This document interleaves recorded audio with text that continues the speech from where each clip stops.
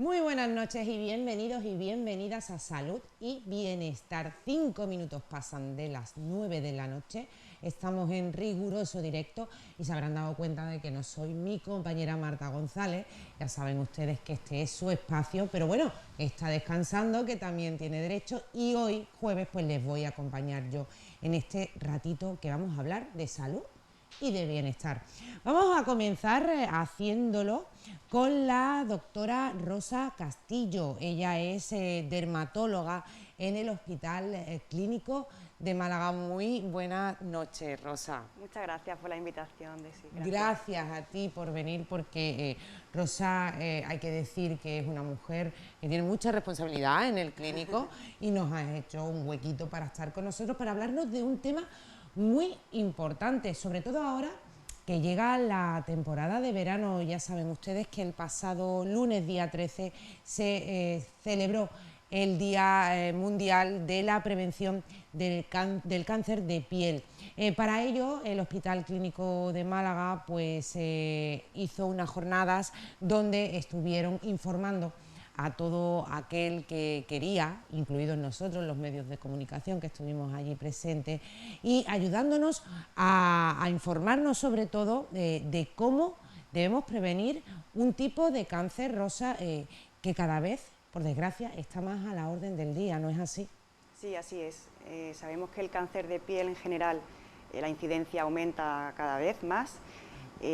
Los últimos 40 años aproximadamente el cáncer de piel se ha multiplicado, se estima, hasta por 7, y fundamentalmente sabemos que hay 3 tipos de cáncer de piel. Los 3 han aumentado en incidencia, tanto el carcinoma escamoso, el escamocelular, como el carcinoma vasocelular y sobre todo el melanoma, que es el cáncer de piel más agresivo y al que pues hay que tener más prevención.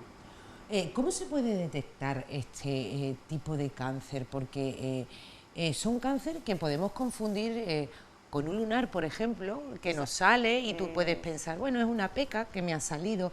¿Cómo podemos distinguir cuando es algo extraño o es algo normal, ¿no? Eso que acabo de decir ahora mismo, una peca, un lunar. Bueno, es muy importante, le decimos a los pacientes o a la población en general, el autoexamen. Debemos mirar la piel. No de una forma obsesiva, pero de vez en cuando nos tenemos que explorar la piel y tenemos que tener una serie de datos de alarma, que es lo que nosotros llamamos el A, B, C, D, E del melanoma. Entonces, cuando vemos un lunar o una mancha que es A, asimétrica, B, que tiene bordes irregulares, C, que tiene distintos colores de marrón, de negro, D, diámetro, cuando el diámetro es mayor, generalmente de 6 milímetros, y E, muy importante, la evolución, es decir, un lunar que era pequeñito, que en el tiempo se ha hecho más grande, que ha cambiado, que ha sangrado. Entonces, en estos casos siempre hay que consultar cuanto antes. Es curioso, me ha llamado la atención cuando has dicho ha sangrado. ¿Cómo un lunar puede sangrar? Bueno, generalmente cuando un lunar sangra, hay que tener cierta precaución porque puede ser que sea ya un melanoma o a veces puede ser un pequeño trauma o un pequeño roce que podemos tener en un lunar. Entonces es muy importante consultar porque es muy diferente una cosa de otra, ¿no? Entonces en este caso pues el médico de familia o el dermatólogo pues puede hacer un diagnóstico diferencial bastante rápido.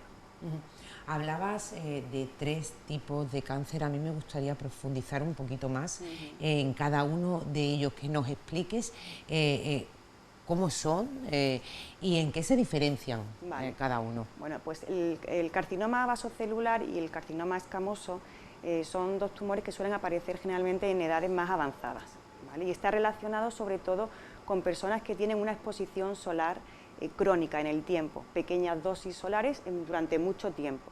Suelen ser personas que trabajan al aire libre, expuestas al sol durante su etapa profesional y generalmente aparece en edades más tardías. Suelen aparecer en zonas generalmente expuestas, la cara, el escote, los brazos. El otro tipo de el otro tipo de cáncer de piel, en este caso el melanoma, se ha relacionado más con exposiciones solares bruscas, agudas, en cortos periodos de tiempo, es decir, con las quemaduras solares. Entonces hay bastante diferencia, y sobre todo con quemaduras solares durante la infancia y la adolescencia. Y en este caso, este cáncer de piel, el melanoma, tiene la característica que la mayoría de la mortalidad por cáncer de piel se debe a melanoma. Y entonces es un cáncer que es más agresivo y más mortal. Porque quizás suele dar la cara ya cuando quizás ya no... Bueno, cada vez tenemos el diagnóstico más precoz, ¿vale? La mayoría de los melanomas los diagnosticamos en etapas muy precoces y el paciente se cura. Entonces es muy importante la prevención y el acudir a tiempo.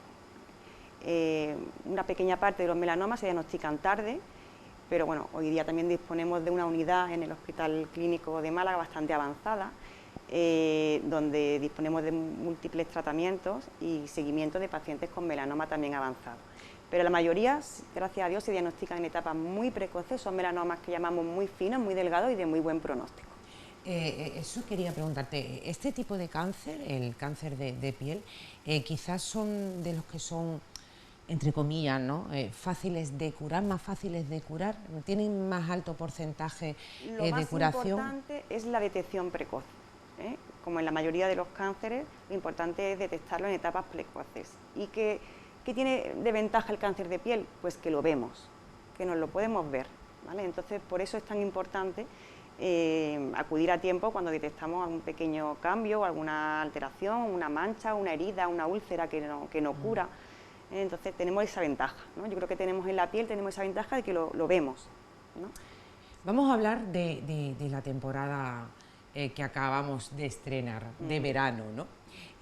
Ahora llega el verano y estamos acostumbrados a que vamos a la playa y creemos que con una vez que nos echemos cremita, aunque sea protección total, ya es más que suficiente. ¿Qué pautas hay que seguir? Sobre todo un sábado o un domingo que las familias, sabes, que se van a las 10 de la mañana a la playa y están pues hasta las 10 de la noche. Pues eso no puede ser. Lo primero es las medidas de evitación. Es decir, de evitar o disminuir la radiación solar. Entonces se recomienda que las horas centrales del día, que son desde las 12 de la mañana hasta las 4 de la tarde, no se tome sol, ¿vale? Eso es lo ideal. Luego hay que buscar la sombra y hay que tener en cuenta que determinadas superficies ambientales, como por ejemplo la arena de la playa, también refleja muchísimo el sol, o por ejemplo en la montaña, la nieve, el hielo, también refleja muchísimo el sol. Entonces eso también tenemos que tenerlo en cuenta. Y una vez que hemos decidido que vamos a tomar el sol, que vamos a ir a la playa, porque el sol también tiene su parte saludable, pues tenemos que utilizar medidas de fotoprotección, que pueden ser desde la ropa hasta ciertos complementos, como ahora, si quiere, ahora hablamos un poquito, pues los sombreros, las gafas y por último las cremas solares, la fotoprotección, tanto en crema como oral, ¿vale? En cuanto a la ropa... ¿Crema oral? No, fotoprotección oral. ¿Oral? Sí. Existe fotoprotección oral, que es un suplemento a la fotoprotección en crema, ¿vale? No es exclusiva, pero también es una ayuda más para la protección. En cuanto a la ropa, es importante, la mayoría de las ropas que más protegen son ropas tipo licra, el algodón, ropas más finas pues protegen menos. En cuanto a los sombreros y las gorras, deben tener por lo menos un ala de unos 10 centímetros para que den sombra. Y también son muy importantes las gafas de sol, ¿vale? Que deben estar homologadas para proteger la zona ocular y el ojo, ¿vale? Incluso en los más pequeños, porque Sí. el otro día leí un artículo donde decía que era recomendable ponerle gafas de sol a los más pequeños, pero estoy hablando de pequeños, de niños con 1 año, 2 años, 3 años, que es muy recomendable también ponérselas, ¿no? Y las gafas además tienen su factor de protección y deben estar homologadas siempre. Y bueno, hay que buscar pues generalmente un factor 3, que es el que suele proteger bien en lo que es en playa o montaña, ¿vale? Hablamos del verano. Yo es que hay gente que he visto hacer barbaridades, sobre todo esto de echarte los aceites. Bueno. Eso es, vamos, no. No, eso es como No. como no pones absolutamente nada. Entonces, Claro. En cuanto a las cremas, ¿no? Porque siempre hay muchas dudas de las madres que le ponemos a los niños o cómo nos fotoprotegemos. En cuanto a la fotoprotección en crema, es importante que hay que ponerla, si podemos, siempre que podamos, 15 o 30 minutos antes de la exposición al sol, ¿de acuerdo? También es muy importante reponer la crema. Se aconseja cada 2 horas si estamos expuestos, pero si nos bañamos en el mar o nos ponemos ropa o sudamos o hacemos deporte, ejercicio, hay que reponerla cada vez. Y sí, luego, porque estas cremas que te ponen resistentes al agua... Bueno, hay cremas que son resistentes al baño, pero debe ponerlo la crema, y puede resistir a lo mejor unos baños de unos cortitos, de unos 20 minutos, pueden resistir hasta 2 y 4 baños, pero no todas las cremas son waterproof o water resistant, lo debe poner el envase, ¿de acuerdo? Y luego también muy importante las cantidades de crema que nos ponemos, porque a veces queremos con muy poquita crema ponernos, no, hay que poner cantidades adecuadas y hay que también tener en cuenta que hay que proteger los labios, por ejemplo, las orejas, que es una zona que a veces se nos olvida, el cuello. Los labios y la oreja es verdad que es algo que... Casi nadie se pone. Entre ellas yo, ya ves, ustedes me han visto, yo poco sol tomo, pero cuando lo tomo, es verdad que yo los labios y la oreja era algo que no lo había escuchado nunca. Pues es una zona que se olvida y hay que intentar protegerla también. Con respecto, por ejemplo, termina la temporada de verano y ya pensamos de que bueno, ya termina el verano, como ya llega el invierno, el otoño, ya vamos protegidos con la ropa y no hace falta echarnos protección. Y es todo lo contrario, vosotros seguís recomendando que, por ejemplo, lo que es en la cara, se siga echando protección cada vez que salimos a la calle. Bueno, es que vivimos en la Costa del Sol y tenemos en Málaga sol casi todo el año, entonces es verdad que conviene en las zonas más expuestas, las que no están cubiertas por la ropa, pues protegerlas, proteger la cara, proteger los brazos. No solamente el sol está relacionado con el cáncer de piel, también el sol está relacionado con el envejecimiento de la piel, con las manchas, con las arrugas, con todo. Entonces, al mismo tiempo, pues también podemos tener la piel más bonita y más saludable si nos protegemos. Y una cosa que sí me gustaría decir, que los pacientes me preguntan mucho, bueno, ¿y si me protejo tanto, qué pasa con la vitamina D? ¿No? Porque hoy día está muy de moda, ¿no? Pues no pasa absolutamente nada. Con que nos dé un poquito de sol en un pequeño cuadradito de piel, ya podemos producir la vitamina D necesaria para el día a día. Entonces, nosotros recomendamos una fotoprotección diaria y generalmente una protección alta, que es por encima de un factor de protección de 30. Siempre. Todo el año.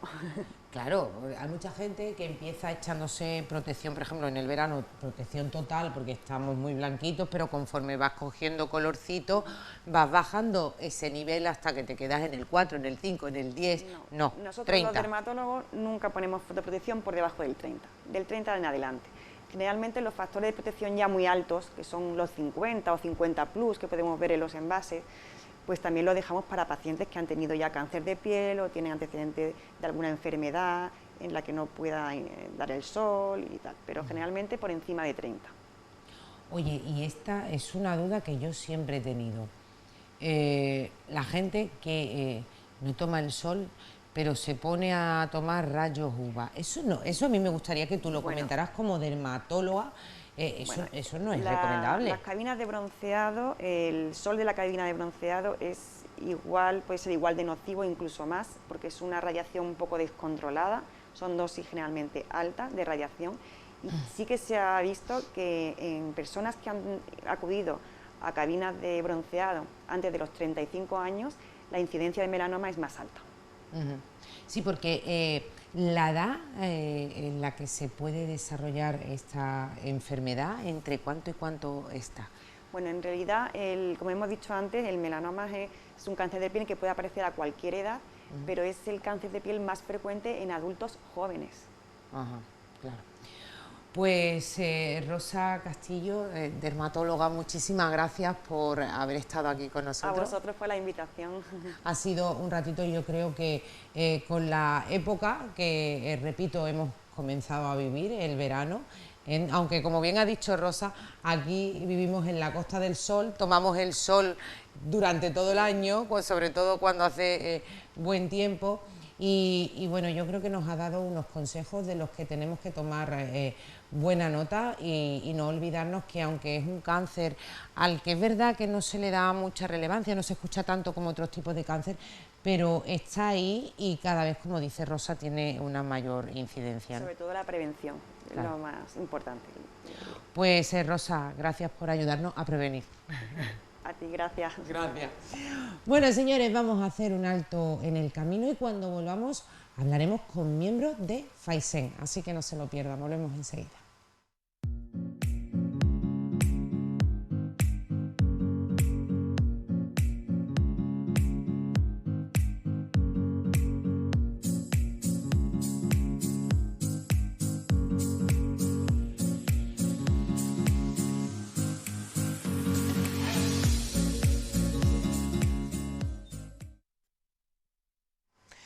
Cuatro minutos pasan de las 9:20 de la noche. Continuamos aquí en directo en Salud y Bienestar. Y tal y como les anunciaba antes de hacer esta parada en el camino, vamos a hablar con Josefa Santiago, Pepa. Ella es monitora residencial de Faizen. Muy buenas tardes, buenas noches ya, mejor dicho. Hola, buenas tardes. Bueno, y vamos también a hablar con Patricia Estebanes, que ella es monitora residencial de día también de Faizen. Ella está a través del teléfono. Muy buenas noches, Patricia. Hola, buenas noches. Gracias también por estar con nosotros, aunque sea a través de las líneas telefónicas. Gracias. Y bueno, ellas están aquí con nosotros hoy porque trabajadores y usuarios de la Fundación Pública de Salud Mental, Faizen, pues la semana pasada se manifestaron para pedir que no se privatice este servicio. Aseguran que la falta de personal está pues deteriorando la calidad del servicio que prestan a los usuarios. De hecho, esta semana tanto Partido Socialista como Adelante, Unidas Podemos, perdón, por Málaga, en la Diputación de Málaga, presentaron en el pasado pleno pues mociones conjuntas a favor de Faizen, ¿no? Pepa, vamos a empezar contigo. A mí me gustaría, antes de que nos explicara cuál es la situación y qué es lo que estáis reivindicando, que les explique a nuestros espectadores qué es Faizen, cuál es la labor exacta que lleváis. Bueno, pues Faizen es una fundación pública. Faizen se crea en 1993. El objetivo fundamental de esta fundación es el desarrollo de recursos de apoyo social. Actualmente la plantilla de toda Andalucía son de unos 10.000, asistimos a unos 10.000 usuarios y la plantilla viene a ser de 1.154 más o menos. Y realmente lo que trabajamos con ello es el estigma social que tienen estas personas y el acompañamiento del día a día. En los recursos de Faizen lo que se hace es acompañar al usuario a una visita médica, a hacer una compra a una tienda, a ir a una peluquería, el día a día, el que ellos vayan a la calle y que no se sientan despreciados por nadie, porque hoy en día, gracias a Dios, pues la salud mental está, entre comillas, bien vista y como que no. Hoy en día tú dices, voy al psiquiatra, y lo dices y te miran como de reojo. Y en Faizen se trabaja con el usuario para que ese reojo no lo sientan ellos en su espalda. Claro, ese estigma que, como bien dices tú, todavía continúa en esta sociedad, pues que ellos no sientan de que es así. Oye, Patricia, ¿qué es lo que vosotros estáis reivindicando? ¿Por qué esta lucha? Sí, bueno, nosotros empezamos esta lucha porque con el último gobierno que entró nos afectó, porque todos los trabajadores y trabajadoras de Faizen nos hemos caracterizado siempre por dar una buena calidad a nuestro usuario y usuaria. ¿Qué ha pasado?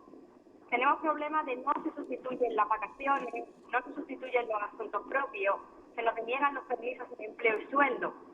Esto es una sobrecarga que el monitor y la monitora tienen en la casa hogar, en el tutelado, en el centro de día, y que afecta directamente al usuario y al usuario.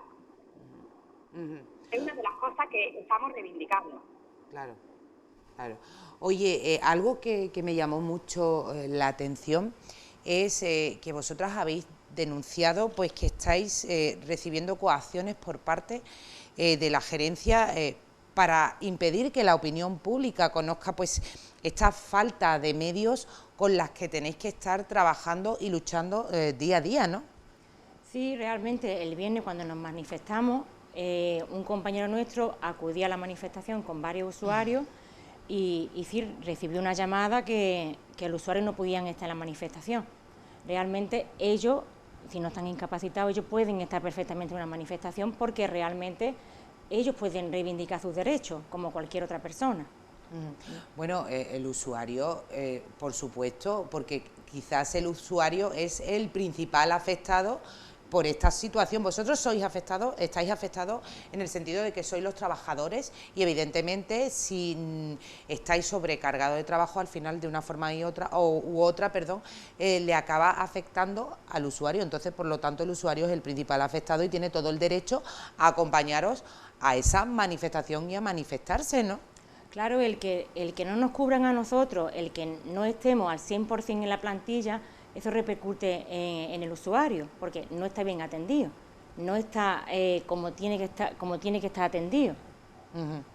Actualmente, en lo que es en Málaga, Patricia, ¿cuántas personas estáis trabajando en Phaisen?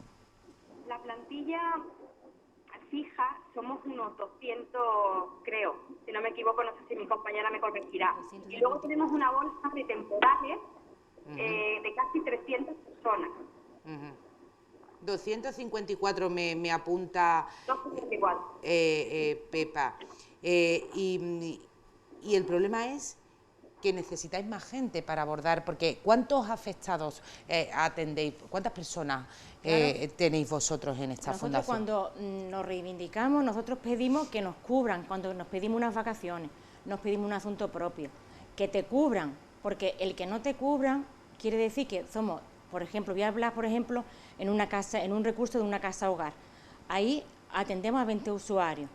Somos 3 por turno, 3 por la mañana, 3 por la tarde y 2 por la noche. ¿Qué pasa? Que si yo me pido un asunto propio, a mí no me van a cubrir. Entonces ya ese recurso se queda con 2 monitores. Al estar 2 monitores, si hay una cita médica, un especialista, esa cita médica no se acude. Es más, la semana pasada yo salí del turno de noche y cuando entraban 2 compañeros solos y tuvieron que anular varias citas médicas. Entonces, claro, ahí repercute mucho en su salud, su salud principalmente y su día a día. Porque vosotros tenéis sede donde atendéis a las personas y también tenéis casos particulares o solos en la sede. No, tenemos casas, tenemos recursos residenciales, centros de día, hay viviendas supervisadas. Entonces, las viviendas supervisadas, los monitores van a las viviendas supervisadas. Sí. Yo, por ejemplo, trabajo en una casa hogar, yo voy al recurso, pero si hay un usuario que tiene una cita en el clínico de un especialista, yo tengo que acompañarlo. Claro. Habiendo 3 monitores de turno, si no hay 3 monitores de turno, pues esa cita médica se pierde. Entonces también repercute muchísimo en su salud. Entonces, lo que yo no termino de entender es, siendo 254 personas, me has dicho tú, en plantilla fija y habiendo 300 y pico personas en bolsa, ¿por qué no se tira de la bolsa cuando se necesita, por ejemplo, que se haga una sustitución? Pues te lo comento, nosotros llevamos con un convenio desde 2006. A principios de año nos reunimos con la central en Sevilla para empezar a estudiar un nuevo convenio. Y desde ahí ya nos dijeron que el convenio se iba a realizar, pero sin tocar la masa salarial. Claro, ¿qué pasa? Que nos dicen, desde Sevilla nos dicen que es que no hay dinero para cubrir. Porque claro, el problema está con la administración andaluza, con la Junta de Andalucía. Bueno, ¿y qué explicación os dan? Pues que no hay dinero. No hay dinero, para hacer contratos no hay dinero. Bueno, supongo yo que vosotros vais a seguir realizando concentraciones. ¿Qué pensamiento tenéis si la situación evidentemente continúa? Porque claro, la situación de vuestros usuarios, Patricia, es una situación delicada que en el caso de que decidierais poneros en huelga, hacer manifestaciones, no trabajar, se verían afectados de una forma brutal, porque si me estás contando de que por un día que te pidas un asunto propio o que tú salgas de un turno de noche o lo que sea, un paciente tuyo tiene que ir a un médico y no hay nadie que lo lleve, si os decidís poner en huelga la mayor parte de la plantilla, ¿qué puede pasar? Pues eso nos planteamos. ¿Qué va a ser lo siguiente? Ellos son, nuestros usuarios y usuarias son muy vulnerables. Y es por ello por lo que estamos luchando. Y si nos paramos un poco más y si vamos más lento en esta lucha, es por ello, porque no queremos que sigan estando más afectados de lo que a día de hoy están. Y van a seguir estando afectados, porque ya la Administración nos ha dicho que no hay dinero para cubrir vacaciones, no hay dinero para asuntos propios, no hay dinero para que nos podamos pedir un permiso sin empleo y sueldo, como es mi caso. Yo me he pedido un permiso sin empleo y sueldo por conciliación familiar, por cuidado de un menor, en el que en primera instancia se me concede y 2 meses después me lo cancelan diciéndome que no hay dinero para sustituirme, cuando en mi convenio viene recogido que yo tengo ese derecho. Entonces, bueno, mi compañera se queda sola en el centro de día, se cancela la salida de ocio. Yo ahora no me voy a poner a explicar los beneficios terapéuticos que, por ejemplo, tiene una salida de ocio, pero ellos se quedan sin salida de ocio.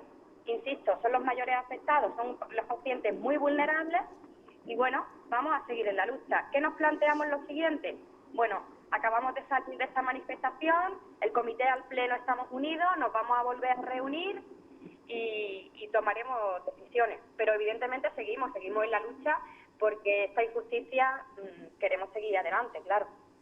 ¿Habéis hablado con por ejemplo, las otras provincias?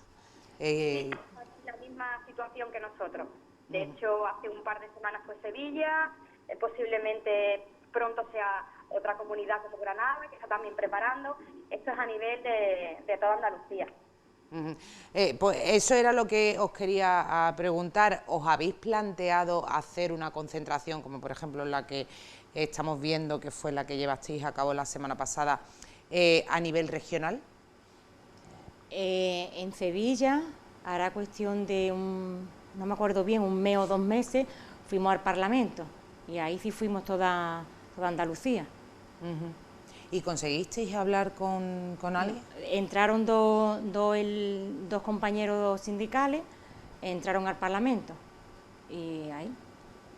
Bueno, pues esperemos que poco a poco, por el bien sobre todo de estas personas que os necesitan tantísimo, pues se vaya solucionando este problema, pero que, vamos, Patricia, Pepa, por lo que me estáis contando, esto no tiene vista de tener una pronta solución.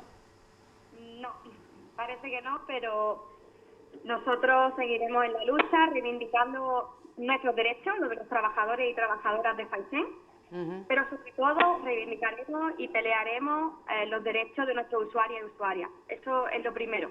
Ellos son lo primero y es por lo que nosotros trabajamos. Claro, claro que sí. Pues Patricia Estébanez, Pepa Santiago, muchísimas gracias por haber estado este ratito con nosotros. Espero que todo vaya a mejor y bueno, y que la próxima vez que estéis aquí pues nos contéis las mejoras que habéis recibido pues por parte de la Administración andaluza. Gracias a las dos. Gracias a ti por invitarnos. Gracias. Bueno, pues nosotros vamos a continuar y lo vamos a hacer hablando, vamos a ver. Ustedes saben de que yo siempre estoy diciendo de que parece que ya se nos ha olvidado que el bichito, yo le digo el bichito, el COVID, el virus, mi compañero Juanmi me diría, el bichito no, es un virus, COVID-19. Parece que ya se ha terminado, no es así. Aquí en Andalucía todavía pues sigue habiendo un alto porcentaje de números de personas contagiadas.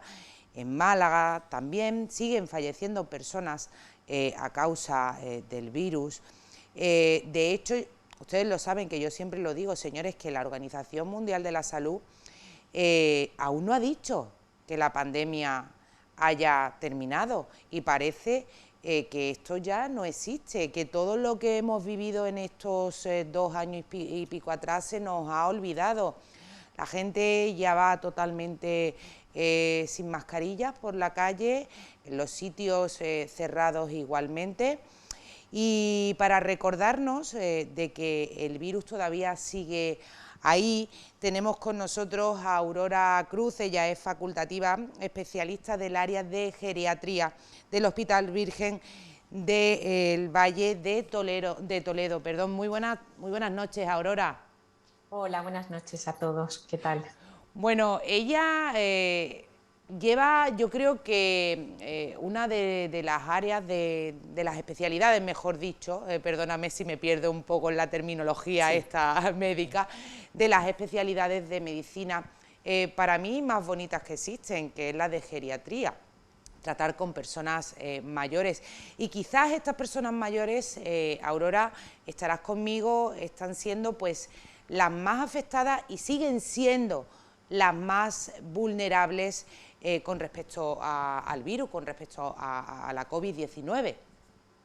Hombre, sin duda los pacientes geriátricos mayores de 60 años, pero en el caso de mi especialidad, los mayores de 75 o 80 años, pues ha sido el colectivo más atacado por este virus a todos los niveles, a nivel primero clínico como tal, de mortalidad y de letalidad, pero también a nivel del aislamiento, lo que ha supuesto en efectos negativos el confinamiento, el aislamiento social, la hipoactividad, la desnutrición, pues todos los efectos más deletéreos que ha traído con ello el virus, es el colectivo que más ha sufrido, eso sin duda, tanto los que vivían en sus domicilios como los que vivían en instituciones sociosanitarias.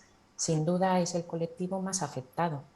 Aurora, tú que lo has vivido en primera persona a lo largo de estos 2 años, porque has tenido contactos directos con ellos, ¿de qué forma estas personas han vivido esta situación y la siguen viviendo? Porque yo te digo una cosa, yo voy por la calle y a los únicos que veo que siguen teniendo esa precaución de seguir llevando las mascarillas, del tema de los geles, vayan por la calle o estén en sitios cerrados, son las personas mayores, ¿no? Claro, es uno de los colectivos más vulnerables que hay, junto con los pacientes inmunodeprimidos o que tienen enfermedades crónicas muy graves, oncológicas, pues que son el otro colectivo de pacientes que está muy concienciado con la prevención del contagio. Ellos que en la peor época han vivido, si estaban en domicilio, la soledad más absoluta, que han estado semanas y semanas sin salir de su domicilio, sin ver a sus familiares, sin hacer la vida normal que ellos hacen. Y si estaban en instituciones que han visto pues realmente situaciones terribles, que han visto desaparecer a compañeros uno detrás de otro, indudablemente son el colectivo más concienciado y al que principalmente creo que hay que felicitar y que en algún momento habrá que honrar, porque son los más comprometidos con la prevención de la enfermedad y con la prevención del contagio. Sin duda, eso vamos, no hay nadie que pueda refutarlo, para nada. Yo supongo que tú como doctora, cuando ves imágenes como las que estamos viendo últimamente, porque yo también siempre lo digo, ¿no? Y todos ustedes lo saben, que yo entiendo que la vida tiene que ir normalizándose poco a poco, que no podemos seguir como estábamos hace 2 años. Saben que siempre les pido que tengan precaución, que el virus sigue por ahí todavía. Tú como doctora, Aurora, cuando ves imágenes de la gente, perdónenme la expresión, haciendo burradas como las que vemos a muchas, sin tomar las precauciones que se tienen que seguir tomando, ¿tú qué piensas? Porque además tú al estar en un hospital, lo repito, lo has vivido en primera persona, sabes muy bien lo que esta enfermedad puede llegar a hacer. A vosotros los médicos, ¿qué se os pasa por la cabeza? Bueno, lo que ocurre es que a nivel de la población general hay yo llamaría ya un hartazgo, ¿no?, por las medidas de aislamiento, de prevención, y es cada vez más difícil que a nivel colectivo esas medidas se puedan mantener, y de hecho pues desde que ha dejado de ser obligatoria en espacios públicos, al aire libre y en general el uso de la mascarilla, pues es difícil que a nivel colectivo la población como tal siga continuando su uso. Yo creo que ahora más que nunca es importante el papel individual de cada persona. No es tanto hacer una llamada a la colectividad, sino a la responsabilidad individual de cada ciudadano.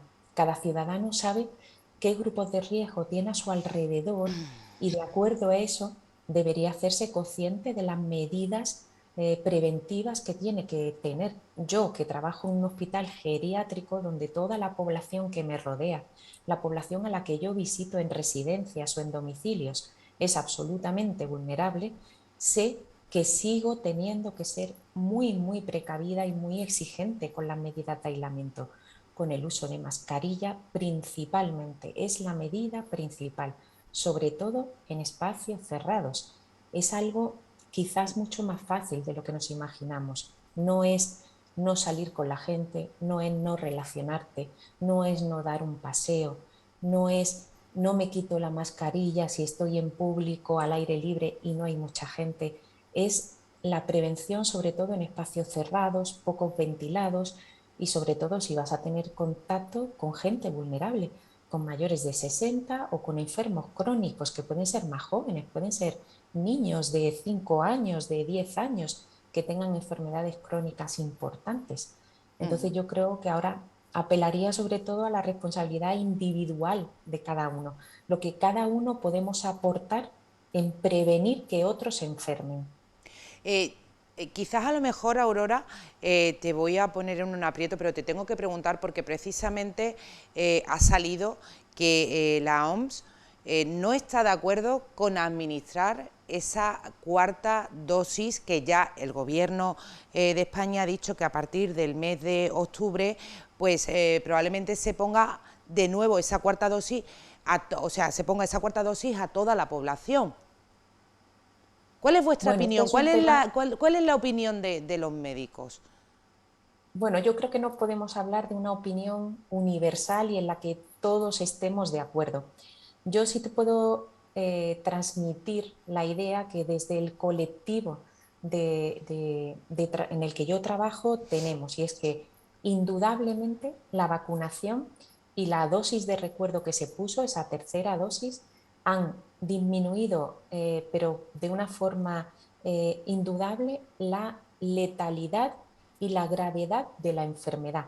Y eso lo estamos viendo ahora, en tanto que la incidencia aumenta y aumenta. Estamos ahora mismo en niveles como en enero, febrero del 2021 y sin embargo la sobrecarga que hay a nivel hospitalario de ingresos, ocupación de camas UCI o mortalidad no tiene nada que ver con la de esa época.